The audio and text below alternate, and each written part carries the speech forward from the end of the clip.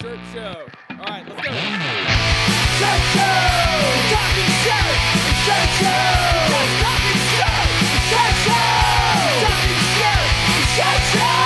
Talking shirt, man! All right! Episode 209 of Shirt Show. We're talking with Derek from All Color Inc. in Washington. Let's go! There's my boy. Dude, why are you so late? Been sitting here and waiting patiently. Sounds about right. It's pretty accurate.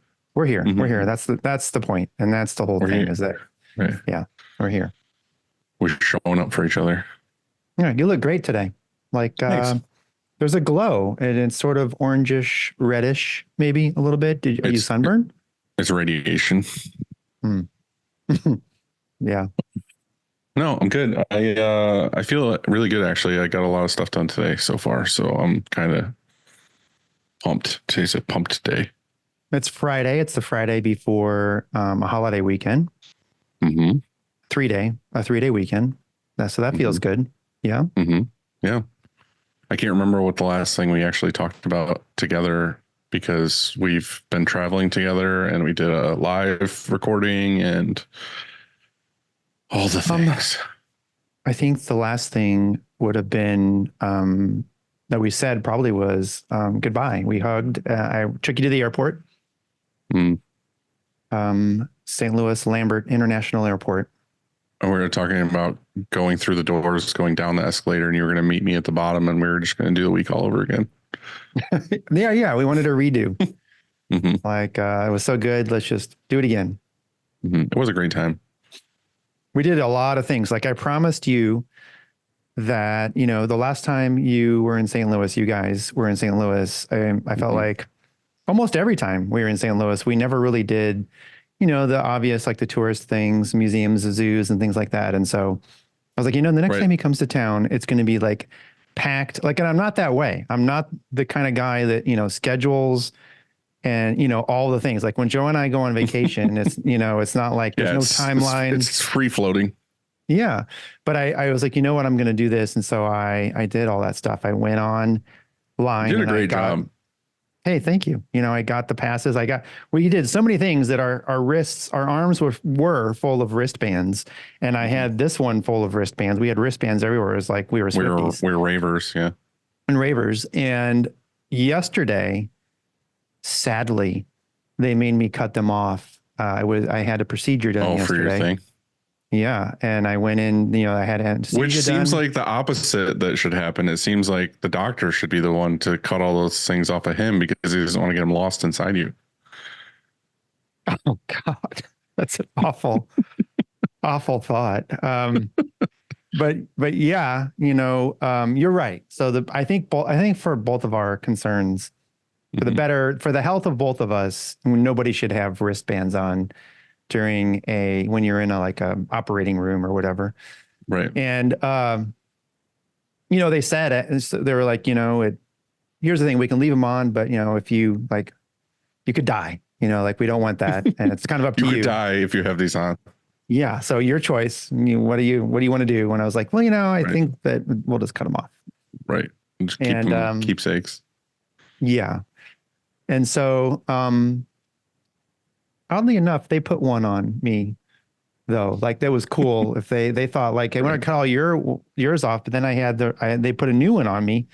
I had my name. One. Yeah. So everybody. So they can track you through the hospital. I was just going to say, so how like it used to be not too long ago, just a few years ago, they would you'd go to get admitted and then it's like your name and everything. Well, guess what they have now? It's like fucking QR code. Like it really, so everybody scanned me. Like they would just come over and they go beep. And then they ask you, so what's your name and date of birth? And so everything's verified. So like they don't want to do the wrong thing to the wrong person. Right. I don't know if this is true for like all hospital bands, but I remember like when we had our kids, they had a thing where basically they had a band and it knew if they left that part of the hospital or what we did or whatever. So you couldn't obviously like steal a baby. You're talking about like a rock band? What do you mean band? Like a wristband. We're just talking about wristbands. Oh, see, I didn't connect it. I thought like the hospital had a band. That's interesting. Yeah. Like what kind of band? Like how do they know what Yeah. kind of music you like? So they were just tracking you throughout the hospital, but the QR code thing's sweet, so they can know who you are. Yeah, that's pretty cool, isn't it? You know, Yeah. I dug it. I thought it was cool. But Back to the trip with you. So like me and Christina and you and Joe went and did all this touristy stuff, and it was all like I was so impressed with that sculpture museum thing. The thing was so awesome. yeah, the city museum, you're talking about like the caves and stuff. And Yes, it was so cool. yeah. It was like one of the coolest like museum-ish things I've ever been to. Yeah, you mentioned like, you know, if my kids were like, if I had my kids, they would love this shit. Yeah, And they would be all for it. That's real. And we couldn't even do all of it because it had rained or whatever. And so they closed the It's probably for the best because we outside. probably would have died. We would have slipped and fell to our death. It got way more dangerous out there. We kept it safe. Yeah. But it was fun. It was, you know, and even if we were going to boring places, it was just still fun to go and hang out and do that shit. It was great. It was a good time. And I should mention that everything, like the universe aligned with everything that we did. Like, so when we went to the places and did certain things, like just stuff would happen out of nowhere that was perfect. Like when we went to, I remember we stopped in to get, we split a bottle of champagne just cause to celebrate, like for her birthday, you know? And that's all we were going to do there was just have a glass each. And then like the bartender's like, hey, how about a round of shots on us or whatever, you know? And so like that happened. And then everywhere, like the dinner that night, they brought out that giant, like insane ice cream situation, you know, like, hey, it's on us. And it just kept happening. That food was so fucking good. And all of us were so unbelievably full. And we all said there's no possible way we could have dessert. And then they brought out this giant ice cream thing and we all like felt the biggest dessert. Yeah, you'd want is like, that's how big. Yeah. I think you finished yours, but there were some sides you didn't finish. And so we're like, okay, yeah, bag that shit up. We're taking it home. Like we're going to have this later. And then it was like half a fillet that Joanne didn't eat. We left it there. We forgot it. And cause we were just so full, we were in a coma. And then we jokingly the next day for lunch, we're like, hey, should we just go back there and see if they have our leftovers? They could just reheat our leftovers. Yeah. Hey, you guys still got that? We forgot. There was a bunch of other stuff too. Now that you mention it, like when we were at the zoo, we like power walked and we made it to the thing like right as it was about to start. And we got like perfect middle seats and under the fan in the shade. We got to a spot where the train was just like waiting for us basically. And they let us on at just the right time. Everything timed out just right. Yeah, we met Robbie, the sea lion, and the big ass fans. They were they're like, hey, he's 22, and they only lived about like 23 or whatever. Yeah, and we're like, oh, this is the last time we're gonna see Robbie. And then, like you said, like we pulled up, and the engineer, like the conductor of the train, was like, all aboard, and he was like, get ready, choo choo, he's getting ready to go. And we're like, hey, wait, and he's like, get on, hurry up. Yeah. And then he's like, I guess we had our arms. I thought it was Christina, but I guess it was me that had their elbow. Yeah. There was no elbows allowed outside, like the imaginary line of the. Yeah. No. They were small. It was like a small train, and we were adults, but we made it work. It was a good time. It was a great trip. Frank. It all starts with a screen, and whether it's new stretches or restretches, Frank and his team do it the best. To find out more, go to graphicscreenfashion.com, FFFF. Rank.com. Or greatfuckingscreens.com. A quick update on our, like that 401 we're using. Yeah. For cleaning squeegees and flood bars. But by the way, it's 401. I don't know why I say O. O is a letter. It's 401. I like O better. Okay. 401. This 401 that we're using for squeegee floods, it's incredible. It works magically. Ask your local rep or Alex, or check it out at easyway.com. Easyway. It's the easiest way, baby. That is right. GraphX is the source for production-ready digital art and remote art staffing. We use them every single day. Learn more at graphicsource.com or give Nicholas Wood a ring. Yes. Choosing the right emulsion for your shop is complicated, and that's why we love Chromaline. Go to chromaline.com to watch Kev's vids or contact him on IG at the Emulsion Guru and get the answers you Would love to have.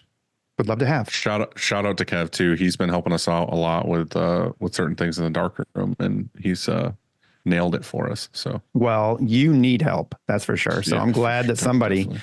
somebody cares. Yeah.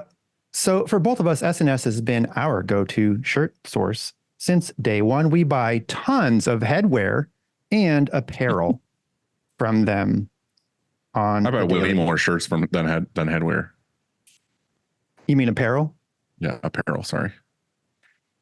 Go to ssactivewear.com to see what they can do for your shop. True. Today's episode is sponsored by the OG of the shirt game, American Apparel, the original go-to tee of the industry, the original premium tee that has inspired all others. The 2001 has been copied and ripped off by so many people. I can't keep track anymore.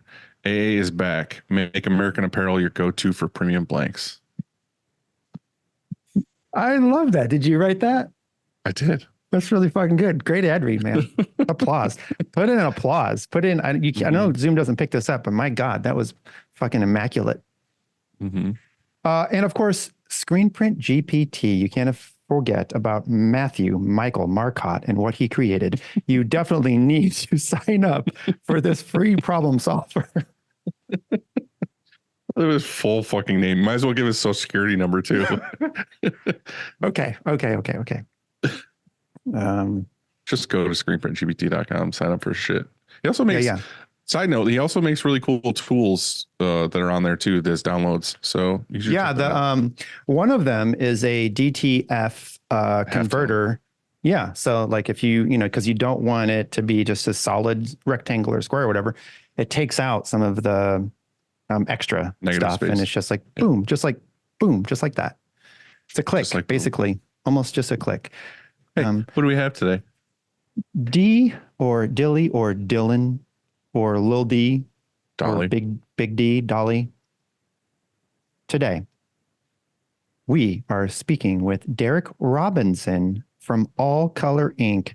And I want to say he is in Tacoma, Washington, home of the Toyota Tacoma. Is it? I don't know. I don't think so. I was like, why would that be there? I hope it is. I mean, it makes sense. What's up, dude? How are you? Good. How are you? Oh, better now that you're here. Were you guys waiting on me? No, we were late, so I think it's on us. Yeah, I think you I were was waiting getting on really us. stressed. Yeah, you're waiting on us. Okay, good. I was like, oh shoot, I'm on Internet Explorer. I need to get on Google Chrome. Internet Explorer, who uses that still? Yes, I do. Are you is your fucking email at AOL.com too? We have two people on that email right now. I was kidding, but that's cool. Yeah. Are we live right now? Yeah. Oh, nice. Whatever. We just roll in. Check. Are we recording? I don't know. We forgot. Hang on. I was just asking Siri something and that recorded all that. Where was the Toyota Tacoma invented? Invented? Well, It's not. It's just going to say at Toyota. Yeah. Oh, well, that's dumb. It was the first generation Toyota Tacoma was designed and invented in Fremont, California in 1995. That's bullshit. Oh, wait, hold on. The very next sentence, the truck's name honors the city of Tacoma, which is located south of Seattle. But why? Why does it honor it? I don't know. We're just going to. Because it's a great place. I don't know. I like that. That's cool. I had no idea that it came after Tacoma. Now you know. Says the internet. Sounds better than the Toyota St. Louis, I think, a little bit. Yeah. Probably. That one would come with steel cage windows so nobody could break it in. Tacoma too. Yeah. That's right. So what's up, dude? How are you? I'm doing good. Yeah. It's nice being able to. I stayed home this morning to do this because our shop. I don't have an office, so No. it's a little loud in there. Too So loud. I'm feeling great. You know. Oh yeah. I'm just here at my house and it's Chilling. relaxing. You got coffee. So your office, so you have a desk, or do you have a desk and a phone and things like that, and a computer set up at the shop? Yeah. It's just out in the open or something? No, it's like when you walk in to our front door, we have like this wall full of garments, and it's a pretty good little showroom area. And there's multiple desks up there. There's two, and then there's Just a lot going on. Basically, there's 1, 2, 3, 4. There's 4 of us that if we rolled back, we could touch each other in the hand. So we're all kind of in this little corner because it's tight. It's really tight where we're at. And then there's like this up front area, and we have a divider wall that's blocking us from people being able to look at us when they walk through the door. And then we'll kind of lean back, look, and hey, how you doing? So it's safer. It's safer to do it at home. Yeah. So it gets a little loud. It does one thing at our shop that there's quite a few distractions without having your own office. So, but that was one of the things that was a big change for me.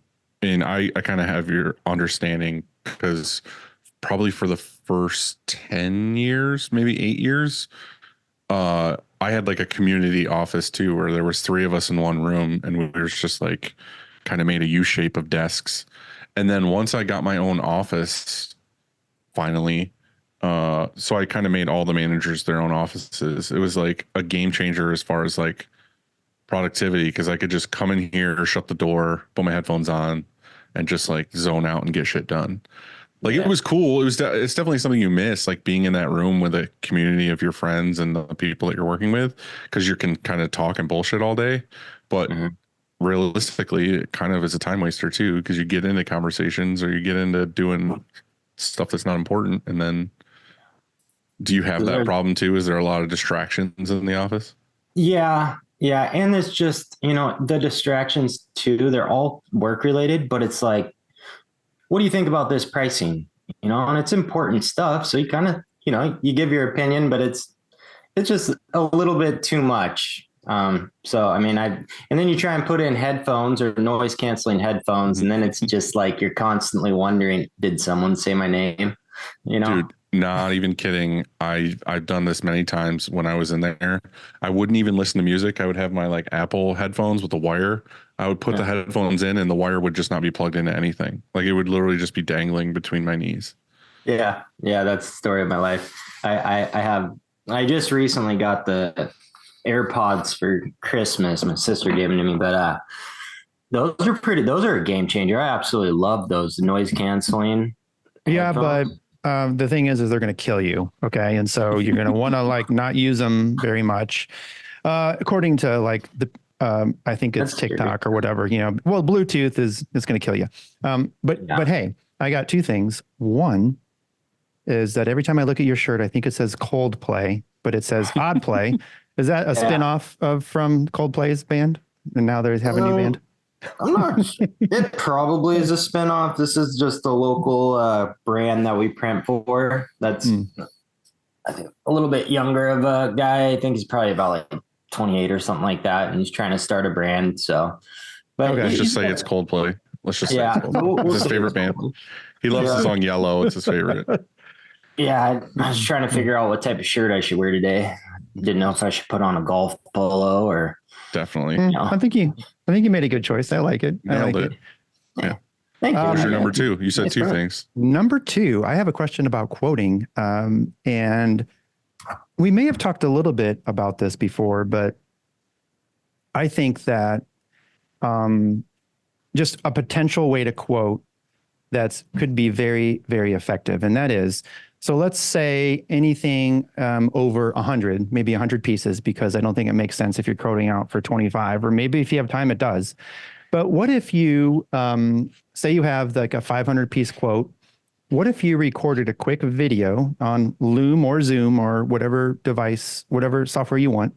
Any of the then any of the ooms. And then sent that, or emailed that. Email just a link, like you just just click here, and then you can watch, and it just takes you to YouTube or whatever, and you watch this. Which I think if you want to make it personable, you could have like your face on there talking, but also you could share your screen. You can say like, hey, here's our quote, and it can show like maybe the shirt. You can be on even SNS if you want, or you could actually physically hold up the hoodie if you wanted to. It's like, hey, here we are. And then maybe the background is like your shop, like, hey, we're doing shit. Like we're a real company. We print here, or we, whatever we, DTF. You can show off the fact that you're standing in a production facility. You can show like your personality and talk about, what you're going to do, like quality wise, and like, like go with us. And does that give a different level of confidence, and does that elevate your quote to, instead of just being like this few sentences on email or whatever, to like, hey, this person, made a quick video and they talked about, I can't be at the shop, I can't walk into the front counter, but instead I sort of feel like I'm there at their shop, and I'm going to go with them. Shit, like I got 3 quotes and this one's like knocked it out of the park. Even if you're maybe slightly higher, what if you're 50 cents higher, but the person is still like I just trust, like I just trust it. Look at Derek in his Odd Play shirt. Like I get it. Like I want to go with that guy. Derek loves Coldplay too, so I mean, that's right. Yeah, my dad just got he recently got Coldplay tickets, and then yeah, he did. Everyone was giving him shit about it, but he's like, why do you guys like Coldplay? Coldplay's awesome. Exactly. But I like that video idea. I think that definitely, that's one thing that in the future I want to do more of is video, because it is the best. Yeah. Way to. We talked about this. Didn't we talk about this with Mile Boys? Because I think Mark Out was saying that he does that, where he does like a loom or something for every customer. I don't know if it was with Brutavo or if it was with Sound and Fury, but yeah, I think it's sweet if you can get your people to do it. Yeah, that's part of it. That's personal. Part of it, right? Because you want to, because let's say you have 3 account managers, and then you're like, hey guys, you got to make videos now.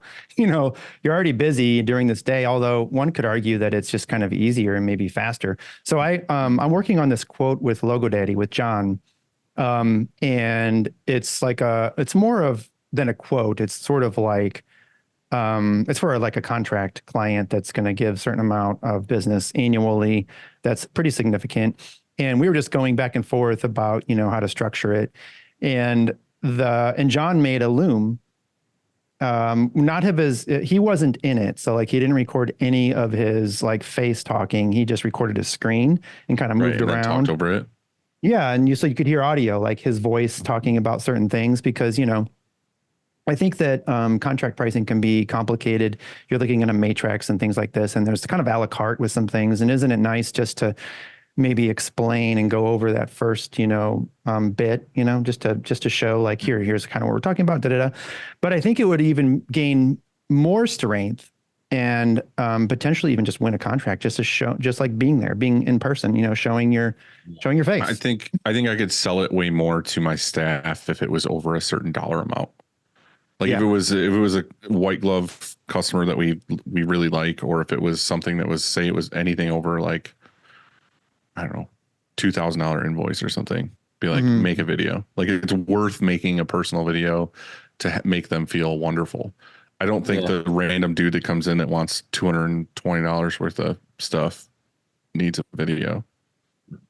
I mean, as shitty as that is to say, it's just kind of like a time waster. Like it'd be nice if it was like, hey, here's my beautiful face. Thanks for spending $10,000 with us. Like that might be nice. Yeah, I hear you.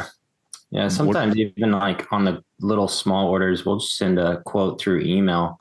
But if it's a legit, and not like put them as a customer in QuickBooks, but if it's like a legit business or something, or a school, then we'll look professional and put them in QuickBooks, make a nice little estimate. Yeah. Send it to them nice, and attachment and whatnot. That's true too. I didn't think about that. Yeah, we've definitely quoted people just through email. I mean, we mostly do that, but when they're ready to pull the trigger, we'll do the whole invoice mock-up thing all at once. So that is a time waster. I know people that do that. Like they do the whole making a draft invoice and do the mock-up, and then the customer just bails. And it's kind of like, Think of all that time you wasted putting that together. Yeah, but I think more often than not, like what you just mentioned is that, especially like in QuickBooks, then if it's an estimate, you just convert it to an invoice. It's so easy. You just click and then you're ready to go, you know? So it is nice. I think it just depends on the client. Right. I agree. You know, totally. If it's some random person that wants a birthday shirt or something that you might never hear from again. Yeah. Maybe leave them out of QuickBooks. Yeah. So Christina said that you had kind of an odd startup story. You want to elaborate on that a little bit? Yeah. I mean, looking back, I feel like it's kind of unique. For one, I had no idea that I wanted to screen print and get into this industry. But I look at, like, there are things that I did like, you know, I like skateboarding and stickers my whole life. And I always made like, wanted to have like a brand, and made a brand when I was in like 5th grade, and did a run of 72 shirts and sold them to friends and whatnot. But I never knew that I wanted to do screen printing. But then so I went to school, college, played a little bit of sports in college, football, and then got out. And my parents they started a company when I was a baby, or before I was born. And I'm 34 right now. And my parents started doing basketball camps and baseball camps, and just putting on summer camps. And my dad had a different job other than that. He's a lawyer and did some personal injury stuff with like the Sonics, Supersonics back in the day. And so doing that, he knew a guy named Nate McMillan. He's like a professional NBA coach. And so they were running basketball camps. And then that led to my parents. That was called pro camps. And then it led to them. They got ripped off on some balls from Baden, and like they didn't show up for their camp. So they didn't have any rubber basketballs.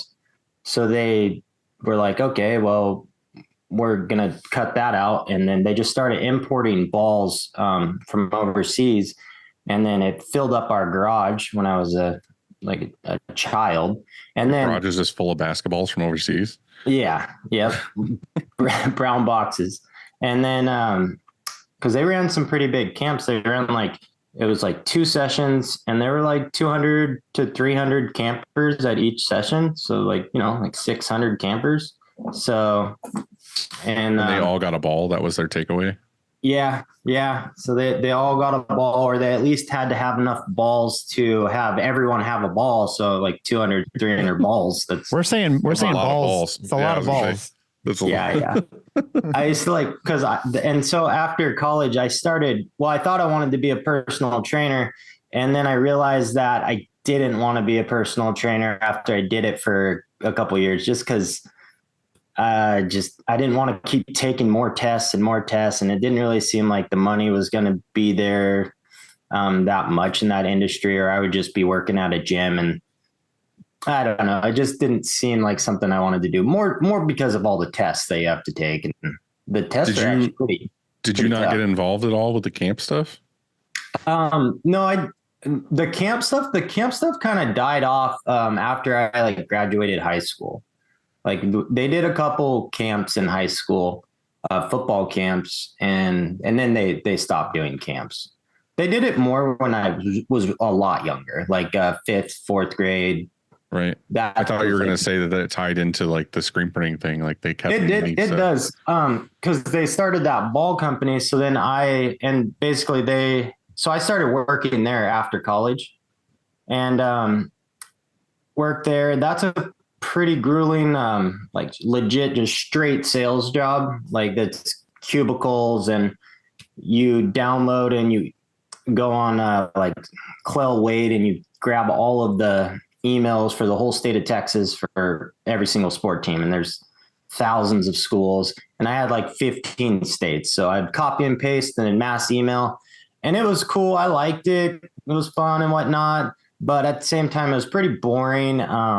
There was nothing. You were selling balls? Yeah. Selling rubber basketballs and soccer balls and footballs, all camp related. So I So did they that. basically took their knowledge from making camps and sourcing these different balls Yeah. to making a business where they just kind of provided these for camps, basically. Yep. Yep. For camps, pretty much. Okay. And there's not really many other businesses doing it.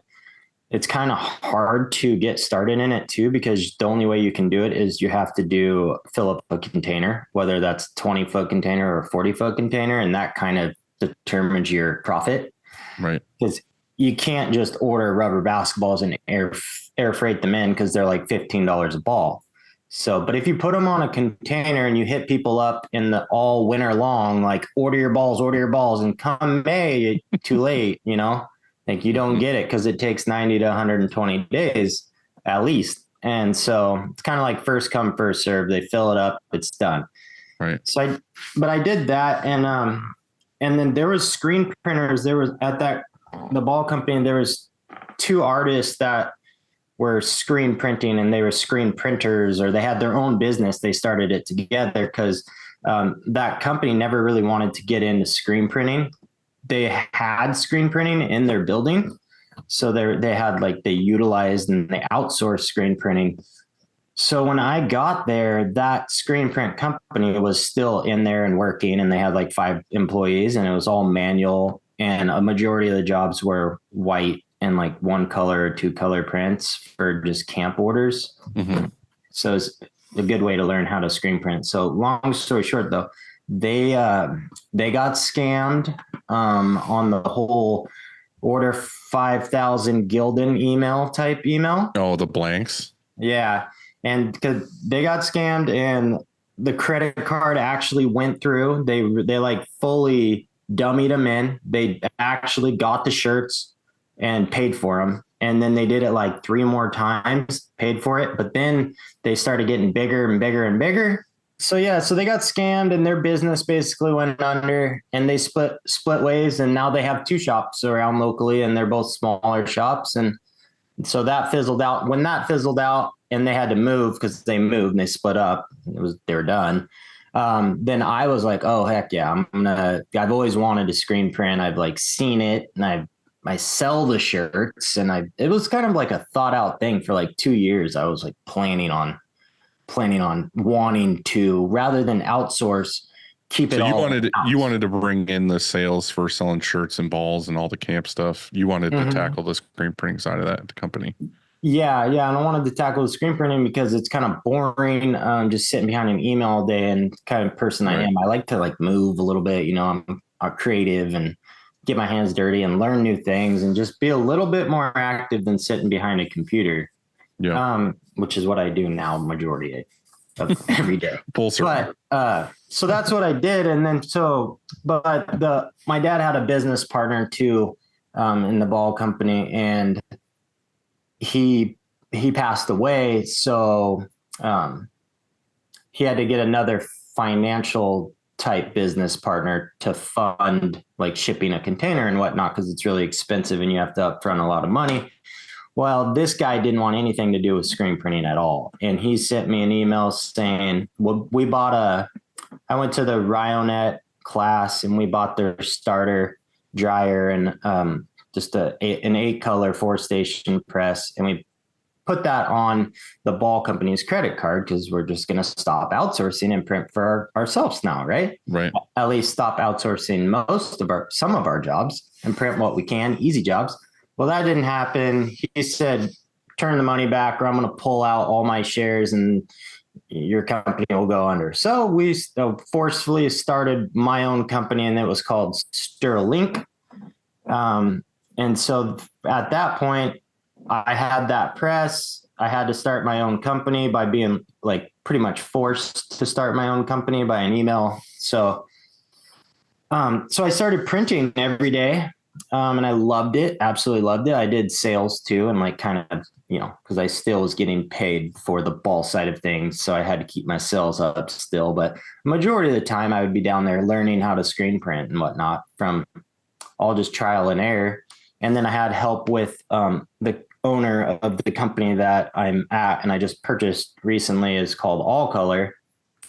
He also helped me and like mentored me and showed me like how to coat screens and stuff like that. His name's Dave Lane, and he started All Color 35 years ago. So here's the deal. So my dad's business partner died, and then the heirs took over. Okay, well, before that happened, we weren't planning on leaving our building that we were at.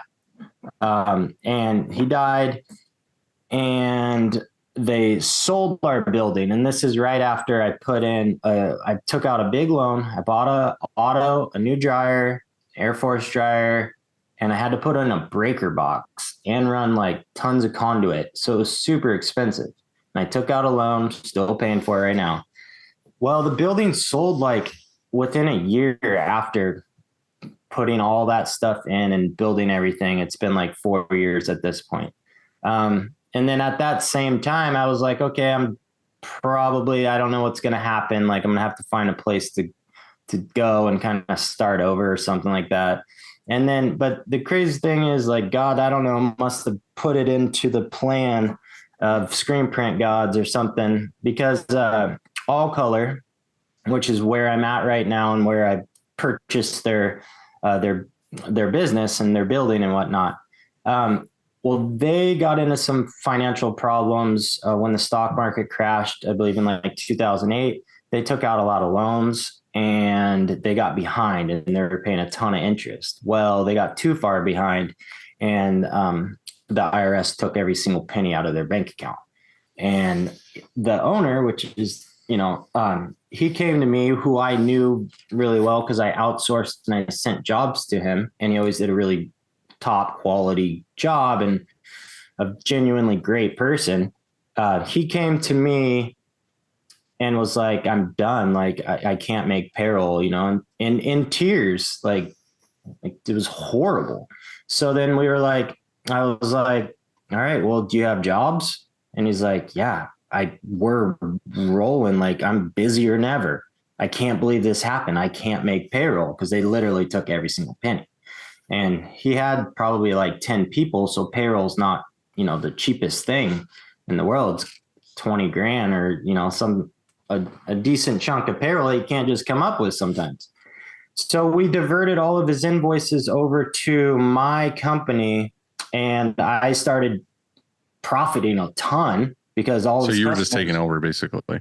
Yeah, all of his, and we weren't even in the same spot. And then I drove over to his location and gave him, paid his payroll, put all of his employees on my small business, and then we saved it. And then, like I said, that building sold, so we had to move, and then luckily we had a place to move, so it all worked out.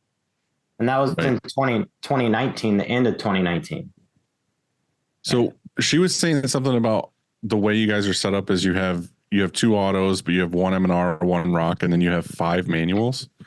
Is the manuals basically for the sports stuff? Like they're kind of set up to do all of the names and numbers and all that kind of stuff, or how's that work?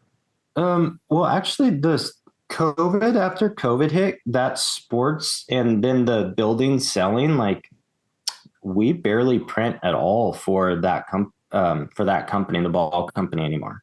They got hit pretty hard because they didn't do basketball camps for like a legit 2 years or 3 years. Like there were no camps. So they're in 3 locations right now. They're still doing like renting a bunch of different locations. They're still doing pretty good on custom balls, but their company has totally changed and it's gotten a lot smaller. So what is your focus now? What is your kind of clientele? It's more of like we took over like All Colors always worked with like local businesses around, and then we do quite a bit of contract work as far as like we work with sales reps that send us pretty much print ready jobs, and they buy the apparel and send it to us, and we do the contract pricing. So we're getting pretty busy on that because it seems like it's like, oh, we pick up a new account of like contract stuff, and then it's like, oh, wow, it's quite a bit of orders. Our number one goal is to print for businesses because we really like printing for businesses because it seems to be the same logo every time. And that's kind of where I feel like the most profit is when you work for like a service business, electrical company or construction company, and they order 200 hoodies and you make kind of top dollar. So that's kind of what our focus is now. And then we also do quite a bit of contract work, and that's just like trying to get through it. So Yeah. I mean, we do some contract work too, and I think that we have a nice mix. I would say maybe a third at the most of our business is contract. As long as as long as it's the right contract customer, then it works quite nicely. And also your pricing. I mean, a lot of people, they think that contract pricing, we have to match whatever contract pricing they're already using or like the industry thinks is normal, but that doesn't work. What works for your shop? And so like our shop here, I think we're going to be a different kind of contractor. And so there's going to be a premium price for that. And so the right customer and the right contract customer, I should say, is a good fit. The wrong one is a terrible fit. And you probably are losing money, maybe don't even know it. And what's really tough is to find out, like to try and when margins are that thin, then it's kind of tough to really accurately know until you're sometimes have been printing for them for maybe even 2 quarters or so, like that you can take a hard look at it and say, wait a second, we're actually losing money on this customer. We've got to do one of two things: change their pricing with them, or reduce our services to them.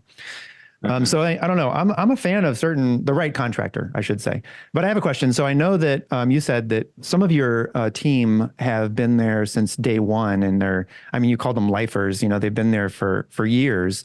Are you doing something special? And if so, can you share that with us? Like, how do you retain, your team and keep them from not going somewhere else?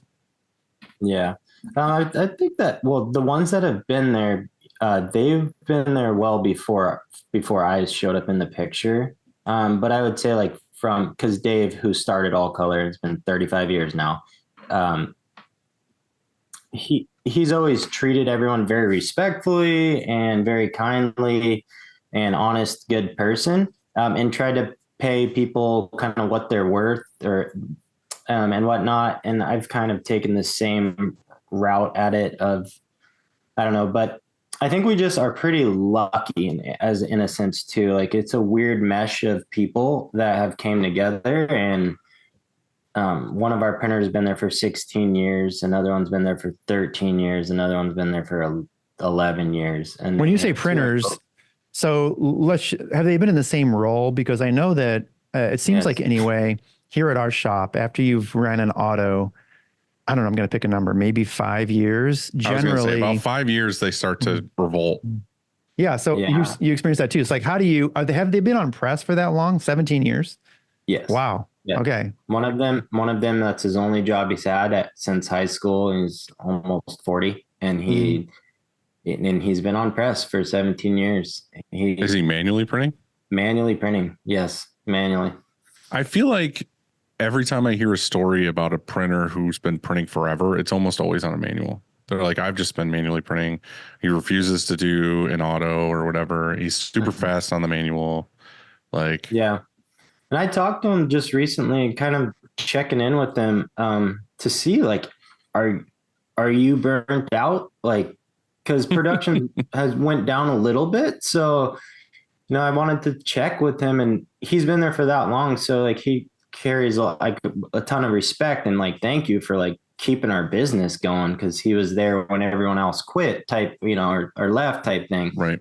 And he, he told me, he's like, like right now in the world, it's a scary place. So he's not really looking to really go elsewhere. And he's kind of just, accepted or not accepted, but enjoys listening to his podcasts, and he enjoys working, for it's a family type feel company. He's secure. Yeah. He's comfy. So he likes it. And he, said he wasn't looking to go elsewhere. So hopefully he's here for 20. Yeah. But as far as like keeping people around, that's like my number one fear, right? Is to have people kind of leave, because that would be detrimental to our company, especially with the way we're at right now. Cause I've been at All Color for like 4 years now, and it's been a fast growth as far as we weren't able to wasn't able to like steadily grow and create SOPs along the way.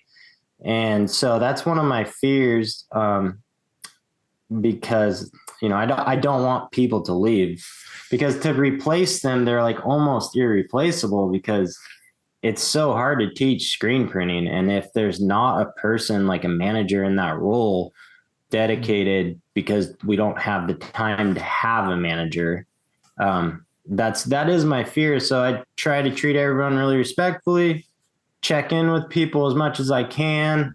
And then I'm also about paying people as much as we possibly can too. We probably pay our employees more than what the industry standard is, for sure. But I'm willing to take that chance. Our business isn't as profitable because we pay our employees like that, but I'm willing to take that chance on retaining them longer as much as we possibly can. And rather than being more profitable, especially at this stage where we're at, because I feel like it's kind of a vital stage of our business right now. Yeah, I mean, it's a tough balance, like trying to balance, you can't predict your profit. And so, yeah, you can go off of historical numbers and say, well, last year we did this, and, you try and forecast and say, okay, well, next year we're going to try and do this, but you just really, truly never know. And like every year, we have, like right now, we just did an insurance renewal. And so, our costs are going up, and there's inflation. That's a real thing. And then you do performance reviews for everybody. So you just go through, which I just did on somebody, two people 2 days ago. I just did performance reviews, and you think, okay, well, industry standard is 6%, but I did more than that on, I think, with both of them, slightly, because of what some of the things that they're trying to do. And I want to be, like you said, I want to pay more than the industry does. And one of the things that one of them said on, how are we doing? There's a question. I have a few questions on like, how do they feel about their job? It's not just about, their performance review. One of the things that they said was that I feel taken care of. And so, we have, and that's important, nice warm isn't hug. it? That's kind of neat, right? Like it's, that felt good to hear. And I think that comes with like, that's sort of a job security thing. And there's benefits, to working here besides just an hourly or a salary, we have benefits. And so I think all of that added together helps retain employees. And that can be really difficult though. It can be really difficult in January and February when you are slow and, the dollars aren't necessarily there, but you keep people and you make sure that they get their hours. And so those are tough decisions, because when all of a sudden you're left, dry in January and February, you're like, oh shit, I'm not getting my hours. Well, then you don't feel taken care of. And so those are really tough decisions that we have to make as shop owners, that even though it's slow, we have to make sure our team is taken care of. And I think as long as you do that, and not just financially, like culturally and everything, here, I think it's a huge, complicated package. I was just on I'm in a Gen X subreddit. And last night I was reading how this subreddit was talking shit on any company that has less than 28 days PTO. And I'm like, 28 days. So that's like an entire month. So you're saying that an entire month out of the 12 is a non-pay month, basically. And I know it's not, in a row, like, oh, we're going to take 28 days off in a row.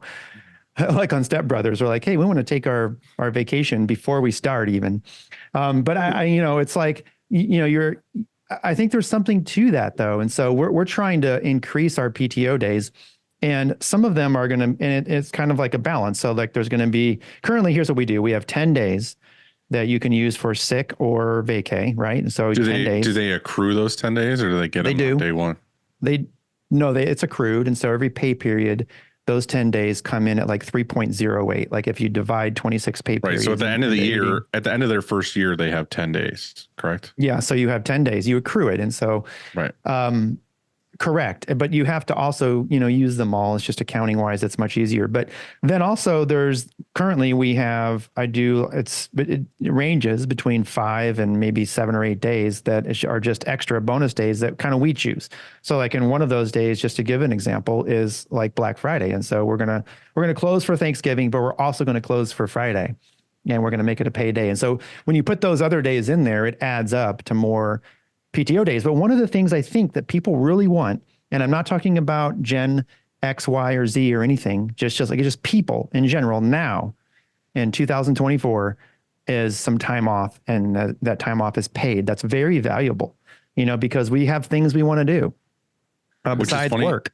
It's funny that you said that, because we actually just had this discussion with a couple people here where they were saying, and it was weird to me to like hear, like I didn't think about it ever in this way, is that instead of a raise, they wanted more PTO days.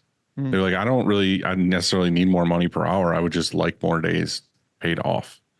Yeah. So the end, when they look and go do their taxes, like their compensation is what it is, but they're working less, is what you're saying. They want to be doing other things, having life experiences, whatever that is. Which at first I'm kind of like, oh, cool. So you just want to not be here more, but you're cool with getting the same amount. Yeah. But then I understand it too, is it's kind of like, yeah, but there's a lot of days where I could go to do something with my family, or I could do this or that, but I don't have enough PTO days, or I don't want to miss work. So, I want to still be paid, but I want to be able to say yes to more of those things that happen in life where I feel comfortable knowing I have more PTO days. I would love to dive more into this at some point and figure out like, what is the best option for this? Because there's certain people we've talked to before where they're like, oh, we offer unlimited PTO. Yeah. And then the study behind unlimited PTO is that once you offer that to them, they feel more like, respected adult, and they actually take less days off than they would if you were to say you get 3 weeks PTO or whatever, because they feel like they have to use those 3 weeks in the year. But if you say unlimited, it's kind of like, all right, well, now I know I can use it when I want to, not that I have to use this or whatever. Wouldn't it be awesome if you have like that works for most everyone, but then you get that one new hire, one asshole that's just they take every day off. Yeah, they're like, oh, cool. Well, I'm going to take every Wednesday, Thursday, Friday off. Yeah. But that's a real thing, though.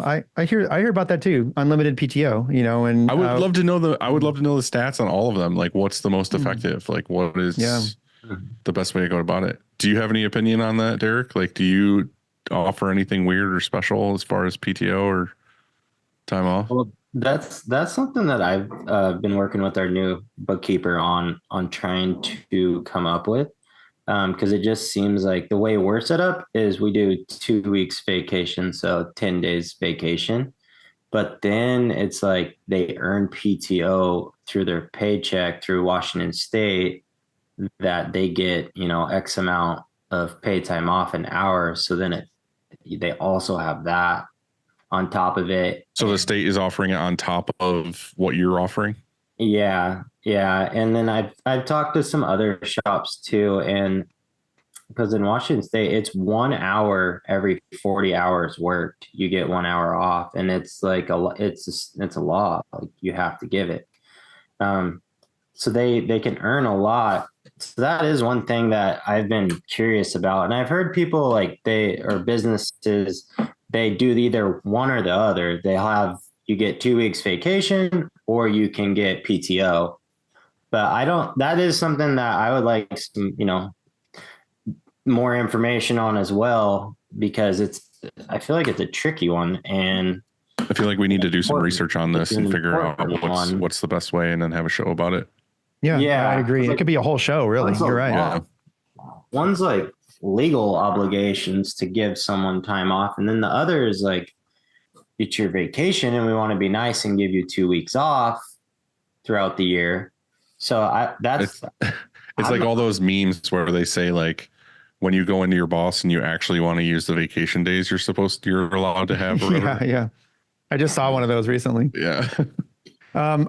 Because it's complicated, isn't it? So when like right now we're cycling through a lot of 1 week vacations. It's very common as June, like, because high school is out, college is out, and people are like, oh, we're going to start taking our vacation. And so I have a lot of PTO coming up, especially. And so all of a sudden we're already in overtime. We're already slightly understaffed. And here we are now, we have somebody that they're going to be gone a week. And so that makes it even worse. And so, from the perspective of an employee, they're like, well, too bad. Like, why didn't you plan for that? That everyone here is going to be gone for 10 days.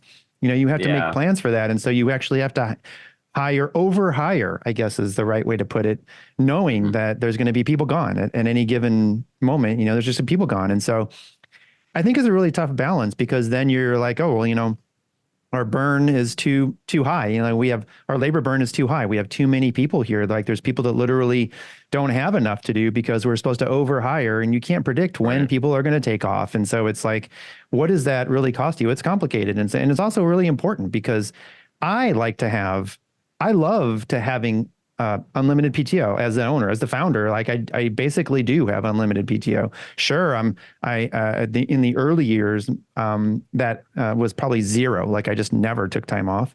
But now that it's all set up, I have the benefit of being able to leave and not be here. And so I totally appreciate why somebody else wants that. So I mean, I get it.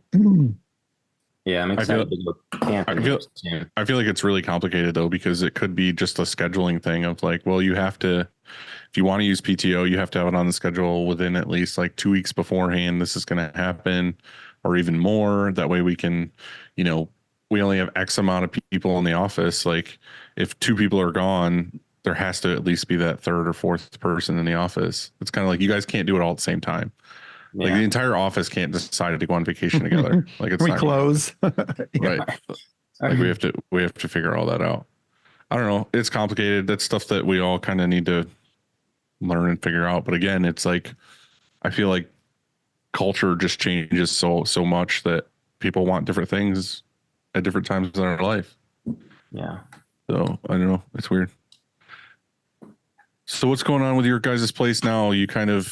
You're good. You're in a rhythm. You said you've been at the new place for 4 years. Do you feel like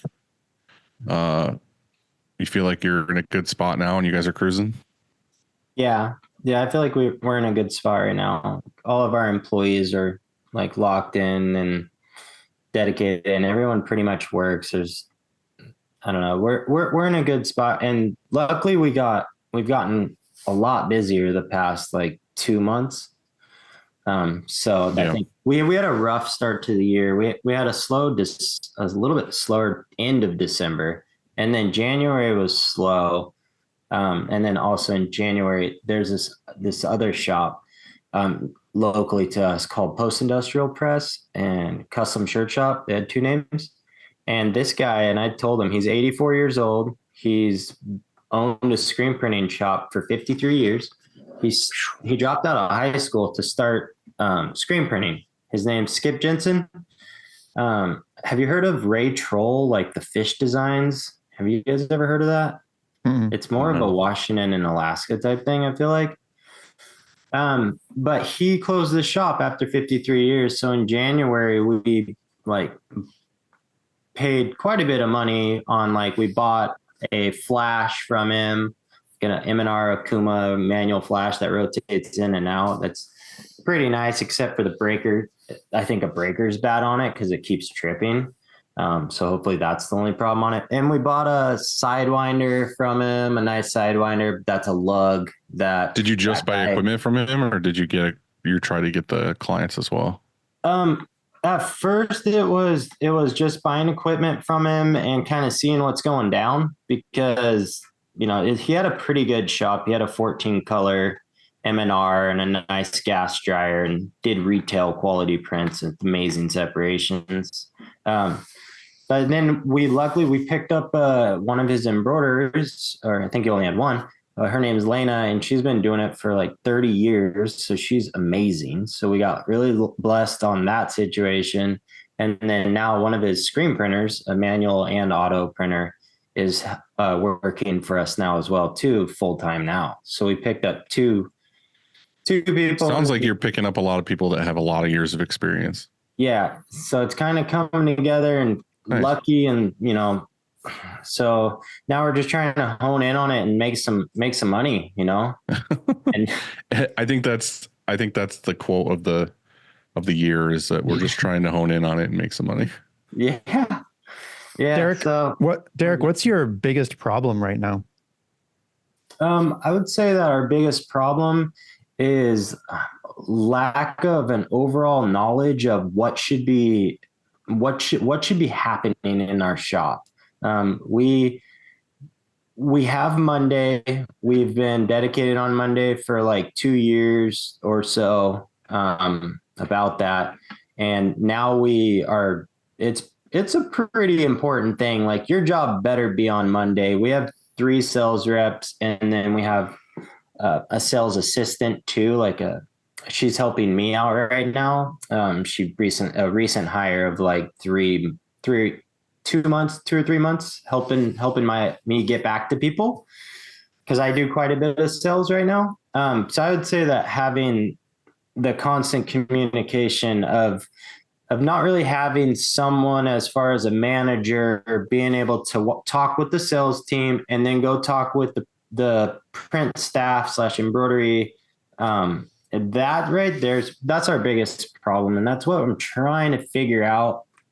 The biggest problem. So like, let me see if I have this right. So the biggest problem is a system to schedule production or a person that does the scheduling. Or We both. have no, we use Monday. So we have I have my sales board where I'm working with customers. And then once that gets converted to an invoice, then it goes to the order board, and then it goes to the ready to get counted in board. And then it goes to the production board, and then it stays on the production board until it gets moved to assigned a printer. So we have that going. But I'd say it's more communication as a whole because things change so quickly that's the one thing that has been hard. And then, also monitoring temperatures and like garments with so many different styles of garments. And we have 4 manuals going into the same belt as 2 autos. And I mean, there's a chance that you got a cotton shirt and you got to try. Sounds like you need another dryer.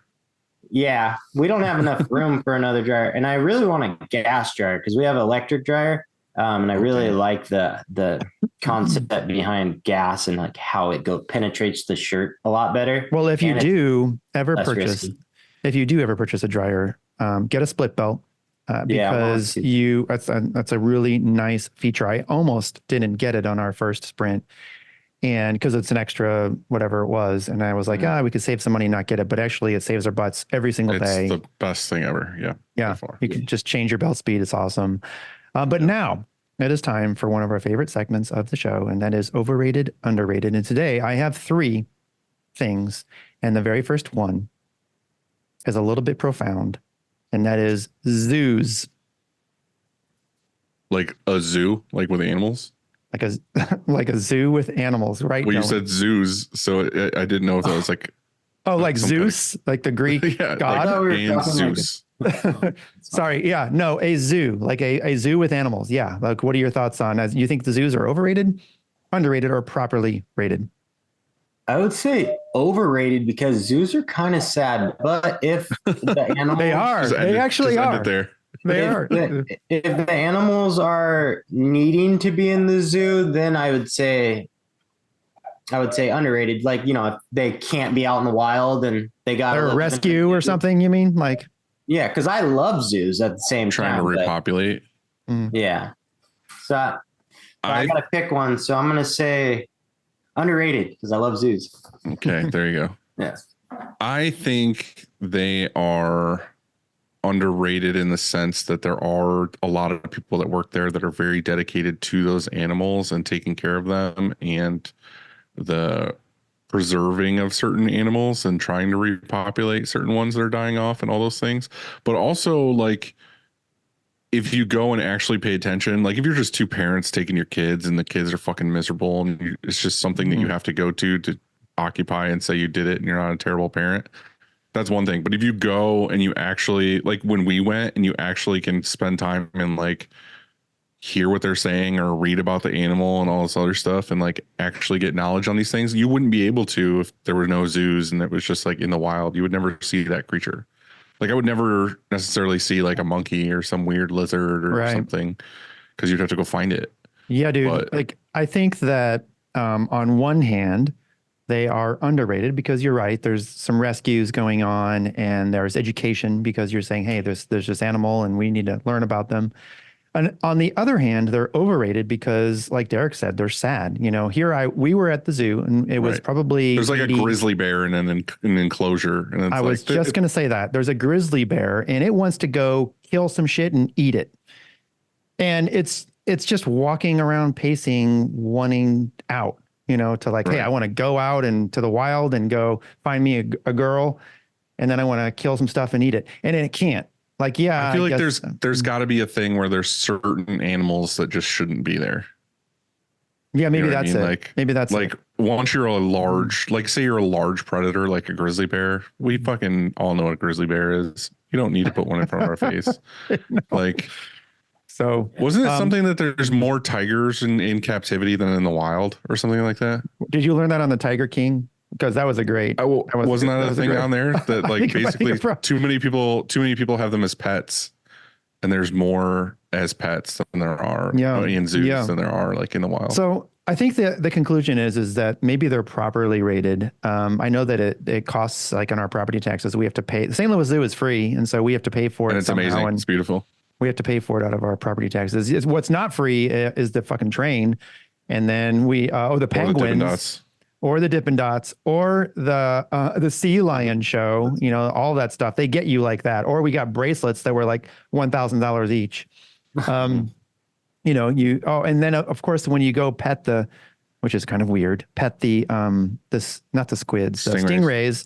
Yeah, you go pet the stingrays. You can then buy food to feed them at like a rip-off price. They fucking nickel and dime you. They do. So properly rated zoos. Number 2. To-go bags. You're at a restaurant, you can't eat all of your food. You say, yeah, put that in some, earth-destroying styrofoam or plastic container, and also an earth-destroying paper bag or plastic bag, and then forget it at the restaurant, and then it's just thrown away and you've wasted all of that stuff. And so, or you remember it, you take it home, and they used to call them doggy bags. You give it to your dog, like you're going to give some steak to a dog or whatever, or whatever. But yeah, so to-go bags. What do you think? I would say I biased it with all my commenting. I would say underrated, because if you're going to take it home, you're going to want it to be packaged correctly. But I do agree with not over packaging, because sometimes people are just like they do a little too much. I feel like I like it when it is in more of like an eco conscious container, but I do like going to a good restaurant where they package it for you. Like they take your plate and they come back with it packaged. Like I don't like when they just drop you like, here's a styrofoam container, like fucking scrape it in there yourself, you dickhead.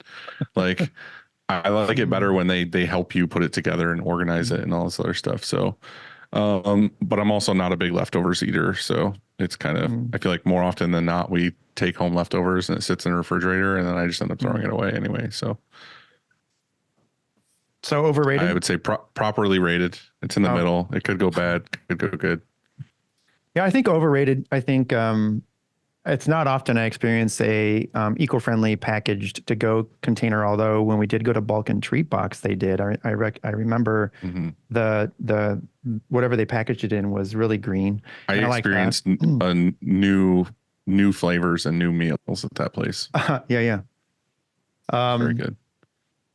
So yeah, I'm sort of. What did I say? I can't remember what I said properly. No, overrated. Overrated. Don't do it.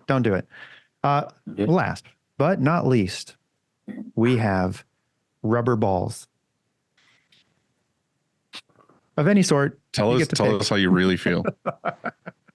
Rubber balls. They're probably overrated.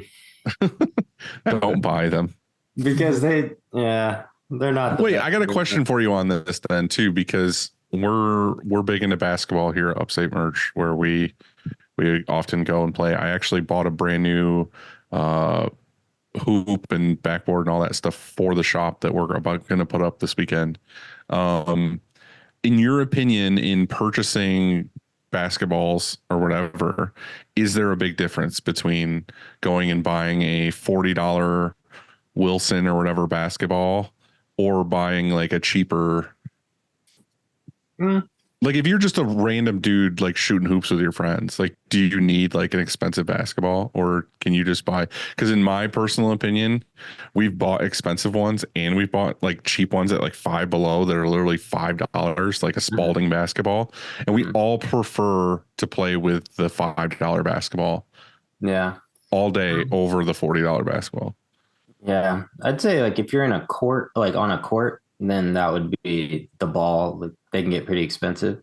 You're talking But if about you're out- indoor? You mean like in Yeah, on if a you're wooden? on like an indoor court, then like that's a big deal. But if you're outside, I don't think it matters. But you want to pick something like middle of the road because balls can lose air, and there's nothing worse than a shitty ball that is flat when you want to go. Yeah, no, I agree with that. I love but I'm just saying ones though.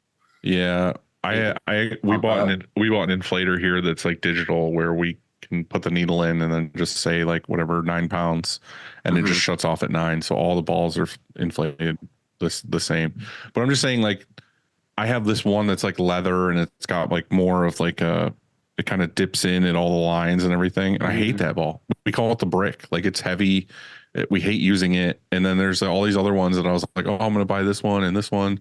And then we ended up just getting some cheapies one day, and everybody gravitates towards those because they're just like, it just feels like a good basketball. So I was just asking, in your opinion, what to spend on. But if you're outside fucking around with your friends on like an outside court, my opinion is just buy the $5 shitty basketball. I think I'm on the same page as you because I mean, it really doesn't matter too much because I don't know, you're not playing very competitively. So yeah, we're just bombing it from the other end of the court. Yeah, acting like we know what we're doing. I'll get your address and I'm gonna send you an outdoor ball. Oh hell yeah, Nice. It's a good one. Andy, do you play basketball? I'll send you one too. Well, these days I play like horse, and it's all pretty much within the 3-point line because I don't threes all day, baby. I don't. Yeah, how's your back doing? Is it It's healed good. up? It's way better, but I don't want to take a chance, and so I was going to say if you got a basketball, he can roll on the ground and on his back. Yeah, that'd be good. I just recently broke my collarbone really bad. How'd you do that? I went snowboarding and I took a gnarly fall and I had to get 13 pins and some plates in there. Got a little scar. So I'm on the comeback like you, Andy. Bionic men. We can do it. We can do it. Yeah. Physical therapy. That's where it's at. Well, Derek, thanks for coming on the show and sharing your story. Thank you, dude. Yeah, I appreciate it. I've been listening to you guys for a long time. I think last year I was like in the top 90% of people that listen on Spotify. Well, that's good. While I mow my lawn. Like, there you go. Don't start with that. You're teasing me now. I got a blister from mowing my lawn yesterday. I feel kind of soft. You got to get one of those. Are you push mowing or riding lawnmower? Yeah, I'm push mowing and I have a little water blister on my hand. I don't know if you Oh, damn. You're going hard. Yeah. No how joke. soft I am. Is it self-propelled or is it just Yeah, no, it's self-propelled, but I guess I just pushed it a little bit too hard. So that's what she said. Yeah. Got Later, one, dude. got one in there.